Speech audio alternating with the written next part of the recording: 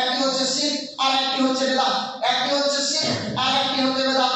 এই দুটো পাপের নিজস্ব ক্ষমতা আছে। নিজস্ব ক্ষমতা মানে একটু আপনাকে দেখাই যে শিরক এর নিজস্ব ক্ষমতা কি।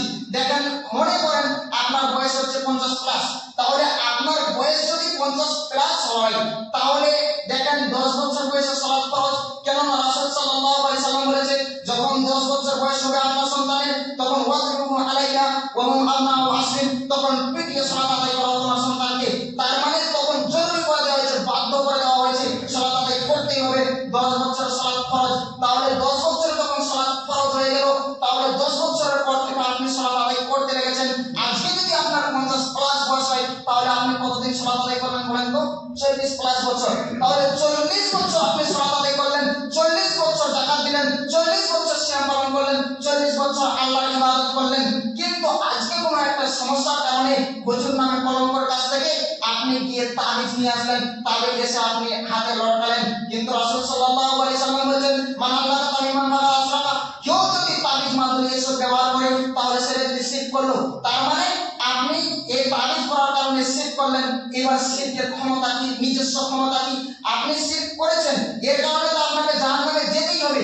আপনি শিরক করেছেন, এর জন্য আপনাকে তো শাস্তি ভোগ করতে হবে। এটা তো আল্লাহ দিবেই, এটা হচ্ছে আলাদা বিষয়। কিন্তু শিরকের নিজস্ব ক্ষমতা কি? আল্লাহ পাক রব্বুল আলামিন বলেছেন, ওয়ালাউ আশরাকু লাহাবিতা আনহুম মা কানু ইয়ামালুন। কোন ব্যক্তি যদি শিরক করে তাহলে তার পূর্বের সমস্ত আমল বরবাদ হয়ে যায়। সম্মানিত উপস্থিতি, অত্র আয়াত দ্বারা প্রমাণিত যে আপনি আমি যদি শিরক করি তাহলে শিরকের নিজস্ব ক্ষমতা হচ্ছে যে আপনি পূর্বে যতগুলো আমল করেছেন, সেটা 40 বছর হোক, 100 বছর হোক, 200 বছর হোক, সমস্ত আমল বরবাদ হয়ে যাবে। শিরকের অত বড় ক্ষমতা। তাহলে আমাদের মাঝে অনেকের শিরক আছে, তাবিজ মাদুলি ব্যবহার করে। এরকম মানুষ এখনো বসে আছে যে তাবিজ ব্যবহার করে। সম্মানিত উপস্থিতি, এই তাবিজ ব্যবহার করা হচ্ছে শিরক। আপনি আমি যদি তাবিজ ব্যবহার করি তাহলে যেটা আল্লাহ পাক রব্বুল আলামিন বললেন যে তার পূর্বে সমস্ত আমল নষ্ট হয়ে যাবে। এরকম বেদাতেরও নিজস্ব ক্ষমতা আছে। বেদাতের নিজস্ব ক্ষমতা কি? কেউ যদি কোনো আমল করলো, আমলে যদি রাসূলের নির্দেশনা না থাকে, আমলে যদি আল্লাহ রাসূলের নির্দেশনা না থাকে, তাহলে সে আমল বাতিল হবে। আর এই বেদাতের হচ্ছে এটা ক্ষমতা যে আপনি যদি বেদাত করেন তাহলে সামনের ইবাদত কবুল হবে না, আর যদি শিরক করেন তাহলে পিছনের ইবাদত নষ্ট হয়ে যাবে।